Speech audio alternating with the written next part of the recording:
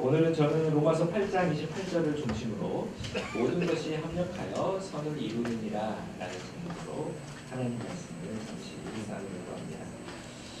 오늘 말씀은 이제 로마서인데요.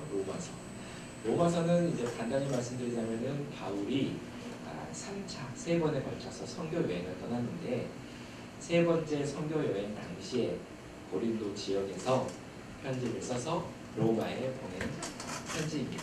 그래서 로마 성도들을 위해서 쓴 편지인데 이 로마서는 크게 두 가지 부분으로 나누어져 있습니다. 전반부는 이제 믿음에 대한 설명, 그리고 후반부는 이제 믿음을 가지고 어떻게 살아가는지에 대한 권면. 처음에는 교리, 그다음에 실천. 강회장님께서 지금 로마서 강의 최근까지 하셨죠. 그 오늘 말씀은 그 믿음으로 구원을 받는다라는 그 부분의 끝 부분이 오늘 말씀의 부분이 되겠습니다.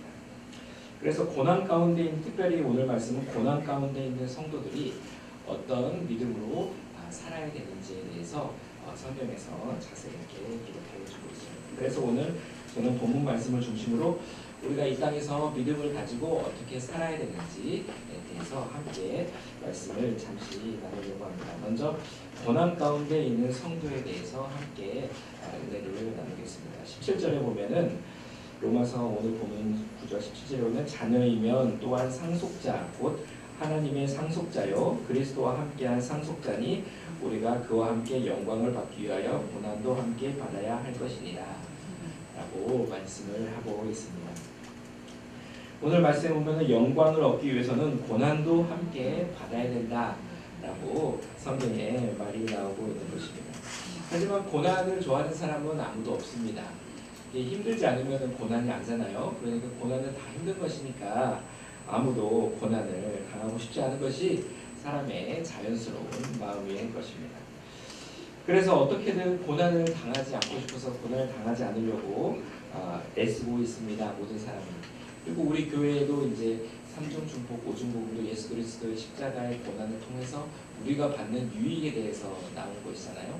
그러니까 고난에 대한 강조점보다는 예수님의 고난을 어떻게 믿음으로 잘 받아들일 것인가 더 초점이 맞춰져 있는 것입니다. 그렇다 보니까 우리가 고난을 참 받고 싶지가 않은데 그럼에도 불구하고 성경에서는 우리가 영광을 얻기 위해서는 고난도 함께 받아야 된다고 분명히 말씀을 하고 있습니다. 그래서 이 피할 수가 없다는 것입니다. 우리가 살아가면서 하나님을 따르는 삶을 살아가는 데 있어서 고난을 피할 수가 없는 것입니다. 그래서 우리는 고난을 믿음으로 날마다 이겨내며 살아야 되는 운명 같은 우리는 삶을 살아가야 된다는 것입니다. 그래서 바울은 이제 이게 예수님이 이미 십자가에서 고난을 받으셔서 우리에게 이겨놓은 싸움을 싸워야 된다고 말하는 것을 표현하기 위해서 믿음의 선한 싸움이다 라는 표현을 사용했습니다. 그래도 싸움은 싸움인 거예요. 그래서 예수님이 다 이겨놨지만 실제로 그 삶의 현장으로 갔을 때는 믿음으로 살아가는 데 있어서 고난이 다가오게 되는 것입니다. 하지만 이 고난 가운데 그냥 무작정 이 고난이 끝이 아니고 고난 가운데 하나님이 주신 축복을 위해서 하나님이 이 고난을 허락하셨다는 것을 우리는 알아야 되는 것입니다. 고난이 없는 축복은 얕은 축복이에요. 하지만 고난 이후에 다가오는 축복은 하나님이 주시는 큰 축복인 것입니다. 그래서 축복을 바라보고 이 고난을 기쁨으로 이겨낼 줄을 알아야 되는 것입니다. 그래야 신앙이 성숙이 되고 하나님께 인정받는 사람이 될 수가 있습니다. 그래서 고난이 다가올 수밖에 없다는 것을 알고 이 고난을 피할 것이 아니라 어떻게 하면 이 고난을 잘 이겨낼 수 있을까? 이 성도들은 이것을 잘 생각해야 되는 것입니다. 고난을 이길 때 하나님의 은혜가 임하게 되는 것입니다. 히브리서 12장 2절에도 보니까 믿음의 주여도 온전하게 하시는 이 예수를 바라보자. 그는 그 앞에 있는 기쁨을 위하여 십자가를 차고자 부끄러움을 개의치 아니하시더니 하나님 보좌 우편에 앉으셨느니라.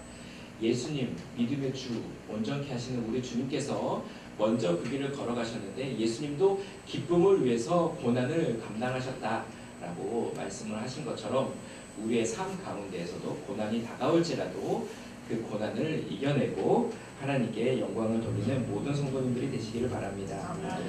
로마서 8장 18절에 생각하건대 현재의 고난은 장차 우리에게 나타날 영광과 비교할 수 없도다 라고 말하고 있습니다. 그러니까 예수님 하나님이 허락하신 고난은 그러니까 하나님의 큰 영광을 가져오는 고난이라는 것입니다. 그러니까 이 고난 가운데서도 우리는 기쁘게 고난을 감당을 할 수가 있는 것입니다. 그래서 이렇게 고난이 우리의 삶을 그래도 힘드니까 피했으면 좋겠지만 우리의 삶을 다가오는데 우리는 그 고난을 피하지 말고 기쁨으로 믿음으로 감내하면 하나님의 큰 축복이 다가오게 될 것입니다. 오늘 로마서는 이제 고난의 종류를 두 가지로 표현을 하고 있습니다. 먼저 21절과 22절. 그 바라는 것은 피조물의 썩어짐의 종노릇한 데서 해방되어 하나님의 자녀들의 영광의 자유에 이르는 것이니라. 피조물이 다 이제까지 함께 탄식하며 함께 고통을 겪고 있는 것을 우리가 아느니라. 먼저 사도 바울은 고난에 대해서 설명하면서 첫 번째 두 가지의 고난이라고 얘기하는데 첫 번째 고난은 이제 피조물이 함께 탄식하며 함께 고통을 겪고 있는 것인데 이것이 썩어짐의 종노릇한 데서 해방되어 하나님의 영광의 자유에 이르기 전까지 당하는 고난이라고 말합니다. 이것을 쉽게 말하면 우리 안에 있는 내적인 고난이라고 말할 수가 있는데 우리가 예수님이 재림할 때 우리의 몸이 영화로운 몸이 되기 전에 아직 우리의 마음과 몸이 새로워지지 않아서 우리가 겪는 고난을 의미하는 것입니다.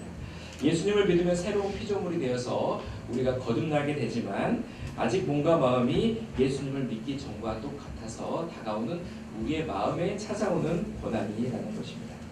사도 바울도 오호라 나는 공고한 자로다. 내가 마음으로는 이렇게 하기를 원하는데 그렇게 하지 못해서 다가오는 고통이 있었어요. 바로 이러한 고통이 우리가 당하는 고난이라는 것입니다. 먼저 첫 번째는 이 거창한 고난이라기보다는 우리가 하나님의 뜻에 따라 살기를 원하지만 살지 못하는 고난, 이 고난이 있다는 것입니다. 그래서 이 고난은 사도 바울이 8장에서 성령의 도우심을 받아 이겨냈던 것처럼 우리는 이럴 때일수록 더욱더 하나님께 가까이 나와 예배하고 기도하고 말씀을 읽고 묵상하여서 성령의 도우심을 받아 이러한 고난을 이겨내야 될 것입니다. 두 번째로 고난은 외적인 고난입니다. 8장 후반절에 보면은 예수님이 바울이 외부로부터 당하는 고통에 대해서도 말을 하고 있습니다. 환난이나 공고나 박해나 기근이나 적신이나 위협이나 칼이나 기록된 바 우리가 종일 주를 위하여 죽임을 당하게 되며 도살당할 양같이 여김을 받았나이다 함과 같으니라. 사도 바울은 외부로부터 다가오는 고난이 있었어요.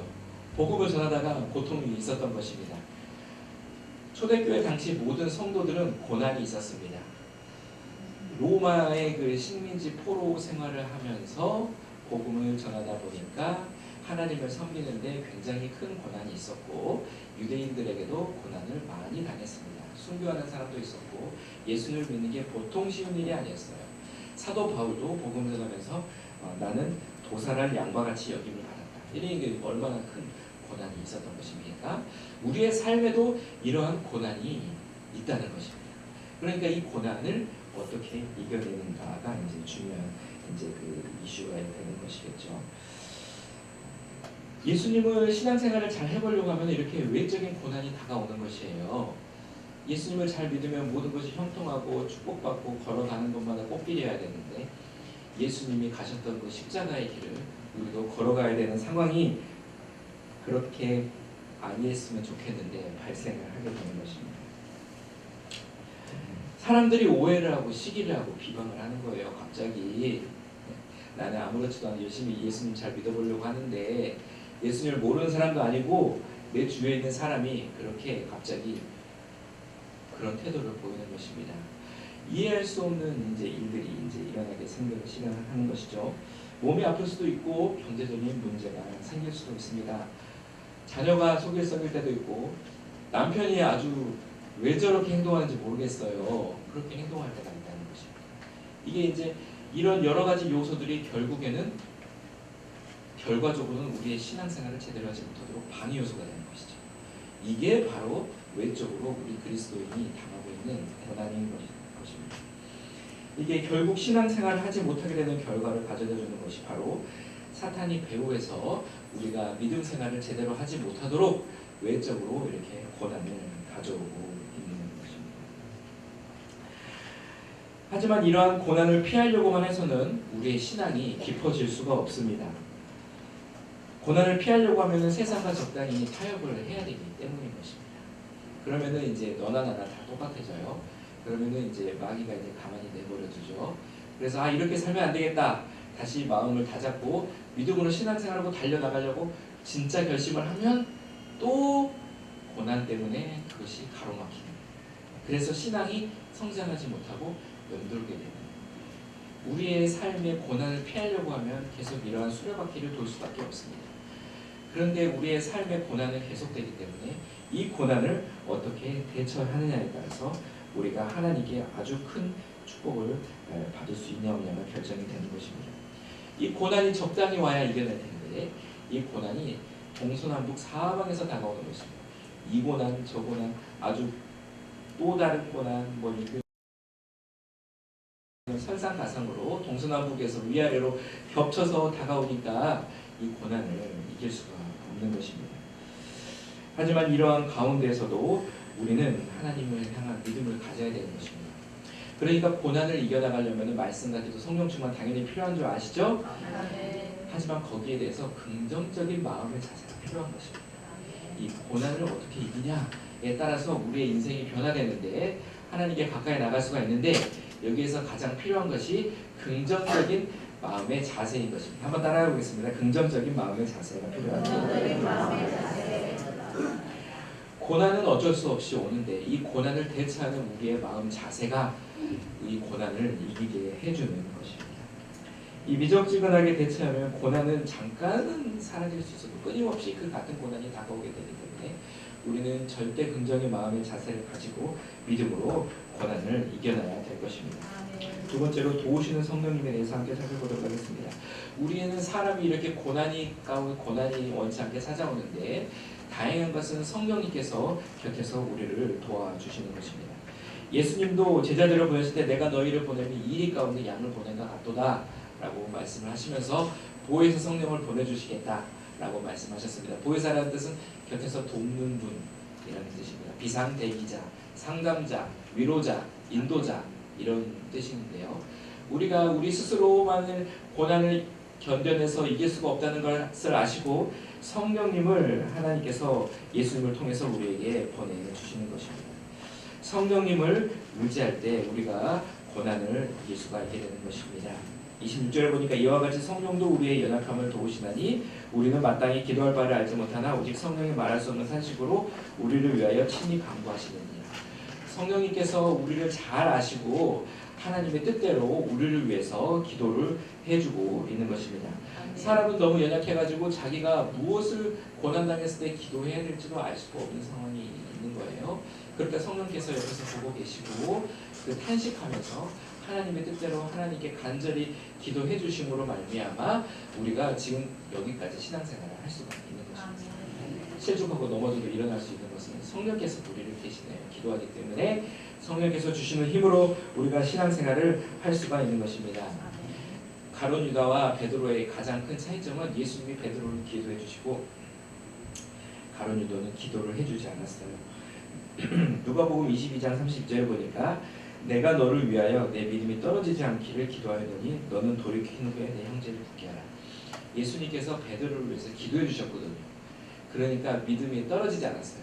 예수님을 3번이나 부인했지만 그래도 다시 돌아올 수 있었던 이유는 예수님이 베드로를 위해서 기도해 주었던 것입니다. 이렇게 기도는 강력한 능력을 가지고 있는데 오늘 성령께서 우리를 위해서 친히 기도를 해주고 계시는 것입니다. 우리의 연약함을 아시고 옆에서 우리를 도와주시고 계시는 것입니다. 그래서 항상 성령님을 모셔드리고 환영하고 인격적으로 함께 동행하는 여러분이 되시기를 바랍니다. 그러면 성령께서 우리에게 지혜를 주시고 힘을 주셔서 하나님의 뜻대로 살아갈 수 있는 힘을 주시는 것입니다. 그래서 성령님이 보이지는 않지만 지금 곁에 계신다는 것을 알고 성령님께 도움을 요청하시기를 바랍니다. 우리가 이제 보이지 않는 것도 보이는 것이 상당히 있어요. 이제 바람도 그렇잖아요. 그리고 이제 우리의 이 몸 안에 있는 건 안 보이는데도 우리가 있는 줄 알지 않습니까? 그렇지만 그렇게 되는 건 마찬가지로 이렇게 보이지 않는다고 해서 보이지 없는 게 아닙니다.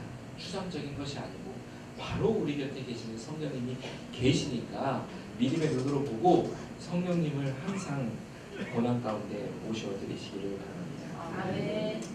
사도 바울도 오라라는 공고한 자로다라고 탄식할 때 생명의 성령의 법이 죄와 사망에서 법에서 나를 자유케 하였다. 성령께서 도와주실 때 참으로 자유할 수가 있는 것입니다. 고난 가운데 나 혼자 힘으로 헤쳐나가려고 막무름치다가 힘들어서 눈물 흘릴 것이 아니라 힘들면 힘들수록 성령님을 더욱더 의지하여 성령을 능력을 통해서 고난을 이겨나가게 되시기를 바랍니다. 아멘. 초대교회 때 예수님의 제자들도 처음에는 다 도망가고 예수님 부인하고 그 물고기나 잡으러 가자고 이렇게 해가지고 저기 갈릴리 바다로 다시 도망가지 않습니까? 베드로가 예수님 부활하신 예수님을 보고도 다시 고기 잡으러 가자고 갈릴리로 갔을 때 한 마리도 잡지 못했을 때 예수님이 오셔서 다시 네가 나를 사랑하느냐라고 일으켜 주셨던 것처럼 오늘날도 성령께서 우리 가운데 함께 하셔서 우리를 위로하시고 다시 하나님의 뜻을 따를 수 있도록 인도해 주시는 것입니다. 아멘. 세 번째로 하나님은 고난 가운데에 처해 있는 우리에게도 합력하여 선을 이루어 주시는 것입니다. 아멘. 여기가 이제 기가 막힌데요. 하나님이 우리를 사랑하셔서 이 고난마저도 좋게 변화시켜 주시는 하나님이신 것입니다. 28절에 우리가 알거니와 하나님을 사랑하는 자 곧 그의 뜻대로 부르심을 입은 자들에게는 모든 것이 합력하여 선을 이루느니라 라고 말씀합니다. 여러분, 좋은 것은 선으로 이루어질 필요가 없죠. 좋은 것은 그냥 좋은 것이 좋은 것입니다. 하지만 합력하여 선을 이루는 건 지금 고난까지도 합력하여 하나님께서 선을 이루어 주시겠다고 말씀하고 있는 것입니다. 이 고난이 그 당시에는 고난이었는데 알고 보니까 이 고난 때문에 하나님의 더 큰 축복을 받을 수 있었던 것입니다. 그러니까 고난 중에도 우리가 기뻐할 수 있는 이유는 하나님께서 이 고난까지도 하나님이 변하여 좋게 만들어 주겠다라는 것입니다. 여기에 하나님의 사랑 때문에 그 일이 가능한 것이죠. 마귀가 참수하고 죽이려고 다가와도 끝까지 가다 보면 하나님의 사랑 때문에 마귀가 다 떠나가게 되버리고 말고 이 고난에 하나님의 축복이 임하게 되는 것입니다. 예수님께서 우리를 위해서 모든 죄를 지시고 생명을 버리시고 구원을 해 놓으셨기 때문에 우리의 인생은 항상 플러스 인생이라고 하는 것처럼 항상 하나님이 좋은 것을 주시기 위해서 고난까지도 허락해 주고 계시는 것입니다. 아멘. 한번 이렇게 따라하겠습니다. 하나님이 나에게 고난을 주신 것은 축복해 주시기 위해서다. 아멘. 우리의 어려움, 우리의 연약함, 우리의 죄된 모습, 우리의 부족함, 우리의 어떤 부족한 모습도 하나님의 사랑을 따라올 수가 없어요. 예수님이 십자가에서 보혈을 흘려주셔서 우리의 모든 죄를 구원해 주신 그 은혜와 사랑이 너무 커가지고 우리의 부족함은 보이지도 않아요. 그래서 우리의 모든 고난이 합력하여 선으로 이렇게 바뀌게 되는 것입니다. 이것을 정말 쉽게 이거를 이해하기가 어려워요. 왜냐하면은 고난을 당하고 있을 때는 정말 힘들거든요. 이해할 수가 없거든요. 밤에 잠을 잘 수가 없거든요. 정말 이게 나 혼자만 겪는 고난인 것 같아 보여도 이게 하나님이 합력하여 선을 이루어주고 있다는 것입니다. 이 요셉의 예를 통해서 이게 잘 나타나고 있습니다. 요셉이 이제 아버지의 사랑을 받고 있다가 형들이 시기를 해서 구덩이에 갖다 던져 넣어버렸습니다. 그러니까 거기에는 나올 수도 없고 이제 배고파서 죽는 일만 남았어요. 그런데 이제 하나님이 애굽 상인들을 보내셔서 그 사람이 요셉을 꺼내서 애굽에다 노예로 팔아버리죠. 채색 옷을 입고 사랑만 받고 살다가 갑자기 노예로 전락하게 된 것입니다. 그래서 보디발의 집에 가서 이제 이렇게 눈물겹게 해서 이렇게 그나마 잘 지낼 수 있었는데 또 이제 모함을 받아가지고 이제 왕의 제수들이 갇히는 감옥에 노예 신분으로 들어가죠. 그러니까 그 당시의 노예는 거의 짐승처럼 여겨졌어요. 그런데 그 왕의 제수들이 가는 곳까지 들어갔으니까 이 사람은 거의 그 사회에서 가장 밑바닥으로 내려간 것입니다. 그래서 거기서 생활을 하다가 이제 두 관리가 이제 그 관리의 꿈을 해석해줘가지고 이제 여기에서 이제 나가면 나를 좀 기억해줘라. 나는 정말 잘못한 일이 없어서 여기 들어왔다라고 말했는데 그 사람이 실제로 나갔지만 그 사람이 또 자기를 잊어버립니다. 그러니까 이제 사람에게 이제 배신을 믿었던 사람에게 발등에 도끼가 자기 발등을 찌른다고 할까요? 이제 믿었던 사람에게 이제 그 실망을 하게 된 것입니다. 그래서 아무도 도울 수 없는 그 상황 가운데에 있었지만 그 가운데서 원망하고 포기하고 꿈을 포기해버릴 수도 있었지만 그럼에도 불구하고 요셉은 하나님의 끈을 놓지 않고 계속 하나님의 뜻을 따라 살아가고 믿음을 지키자 하나님이 때가 되매 그 사람을 고난에서 꺼내주셔서 바로 왕의 꿈을 해석하게 하심으로 애굽의 총리가 되게 해주셨던 것입니다. 노예의 신분이었음에도 불구하고 애굽 사람이 아니었음에도 불구하고 하나님이 그를 높여주자 낮출 자가 없이 총리가 되었던 것입니다. 하나님이 뒤에서 그 모든 것을 다 주관하고 계셨어요. 하나님이 고난까지도 지금 다 주관하고 계신다는 것입니다. 악한 사람들도 하나님의 손 안에 있어요. 가룟 유다가 30에 예수님을 팔았지만 그것도 성경을 이루게 하기 위해서라고 말하고 있습니다. 악한 사람까지도 나를 괴롭히는 사람까지도 다 하나님 안에 있다는 것입니다. 모든 것이 다 하나님의 주관 안에 있다는 것입니다. 그래서 믿음은 이 배후를 보는 눈이 열려야 돼요. 이 환경을 넘어서 하나님이 지금 역사하시는 눈이 열려야 되는 것입니다. 그래서 안 좋은 환경 속에서도 요셉은 끝까지 하나님을 믿고 따른 결과 형통을 했어요. 요셉이 이제 형통했다는 말이 두 번 나오는데 창세기 39장이랑 23절 노예의 신분에 여전히 있었는데 하나님 형통한대요. 그러니까 이상하죠. 이게 형통인가? 형통은 이제 노예 신분에서 벗어나서 아버지 밑에 가는 게 형통인데 그 노예 생활하면서도 하나님이 요셉에게 형통함을 주셨대요. 그러니까 하나님이 보실 때는 형통인데 내가 봤을 때는 고난일 때가 있다는 것입니다.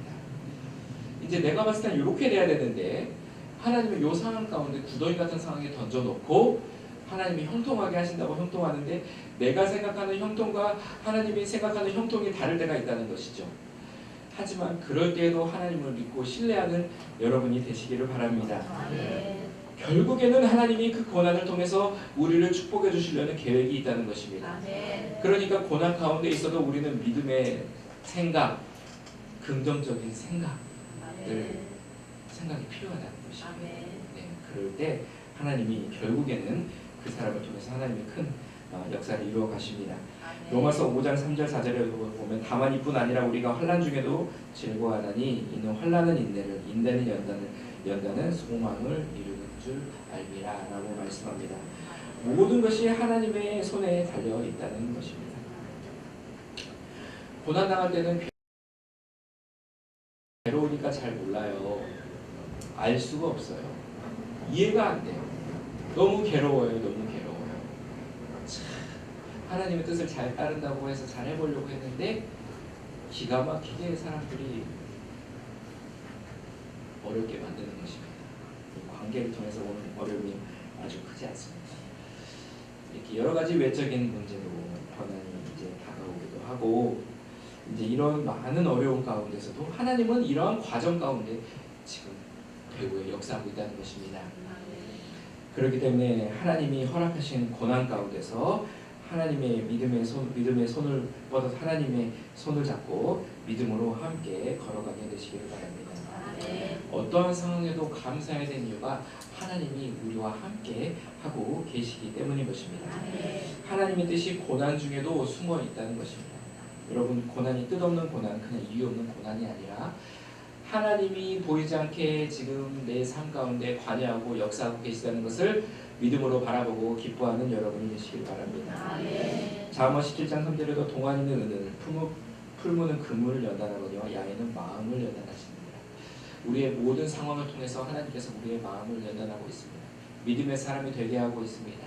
어떠한 상황에도 흔들리지 않고 하나님을 바라보는 믿음의 사람이 되게 하시려고 하나님께서 연단하고 있는 것입니다. 로마서 8장 29절 30절에도 그 아들의 형상을 본받게 하기 위해서 하나님께서 이렇게 고난을 허락하셨다고 나옵니다.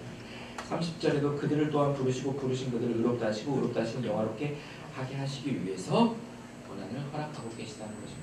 고난에는 하나님의 뜻이 있으니까 절대로 낙심하지 말고 하나님을 믿고 의지하고 이 고난을 통해서 하나님이 더 큰 축복을 허락하시라는 더 미래의 것을 바라보고 기뻐하는 여러분이 되시기를 바랍니다. 아멘. 이게 분명한 사람은 고난 중에도 감사할 수 있는 것입니다. 아멘. 여러분 이제 그러니까 이제 그냥 뭐예요? 다이어트를 예뻐지려면 이렇게 밥을 안 먹고 그러잖아요. 그렇게 대가가 필요한 거예요. 얼굴 양악 수술한 사람 그 고통이 어마어마한데도 그 예뻐지려고 그거를 이제 감수하는 거 아닙니까? 우리가 당하는 고난은 그것보다 상상할 수 없는 하나님의 큰 축복이 우리를 기다리고 있습니다. 아멘. 천국에서 하나님이 주실 상급이 어마어마하게 크다는 것입니다. 아멘. 여러분 고난도 기뻐하십시오. 그 하나님이 그래도 감당할 시험밖에는 당한 게 없다. 하나님이 지금 아시고 보시고 지금 귀하게 지금 여기시고 보호하시면서 당할 만큼 고난을 지금 허락하시고 이 고난을 통해서 하나님의 큰 축복을 주려고 생각하는 것입니다. 아멘. 다른 사람은 그러거나 말거나 상관하지 말고 내가 하나님께 하나님과 바로 서는 훈련을 지금 고난 가운데 하고 있는 것입니다. 광야에서 이스라엘 백성이 가는 건데 원망하고 불평하고 외적인 환경 때문에 끝없이 원망하다가 결국에는 가나안 땅에 들어가지 못했던 대부분의 사람들과 같지 않고 여호수아와 갈렙같이 어떠한 상황 가운데 하나님이 함께 하시면 가나안 땅으로 들어갈 수 있다 라고 믿음으로 고백하고 하나님과 함께 이 가나안으로 들어가는 여러분이 다 되시기를 바랍니다. 아멘. 결국 고난을 통해서 우리는 아들 되신 예수님의 모습으로 변하게 되는 것입니다.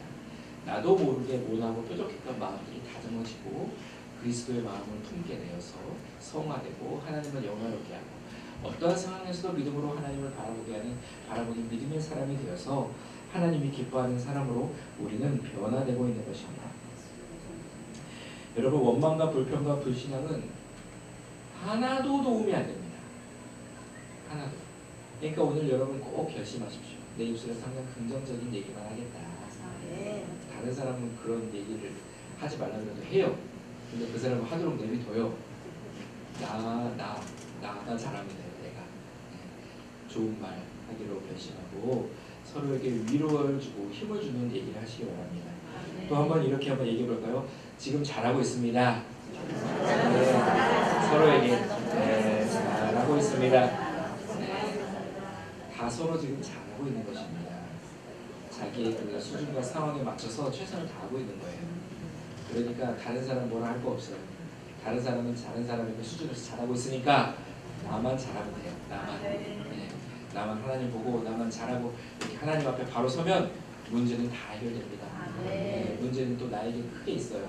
하나님이 지금 이런 과정을 허락하셨다는 것을 알고 믿음으로 감사하면서 고난을 잘 헤쳐나가시길 바랍니다. 고난 주셔서 감사합니다. 축복해 주셔도 감사합니다. 제주도 감사합니다. 하나님 나는 감사만 합니다. 하나님이 다 도와주십니다. 항상 믿음의 고백을 하고 감사하여 고난을 승리하여 하나님께만 영광 돌리는 우리 모든 성도가 되시기를 바랍니다. 누구를 핑계 댈 것도 없어요. 이 세상에 고난 없는 사람 없습니다. 다 크고 작은 고난이 있고 이 산 넘어 산이에요.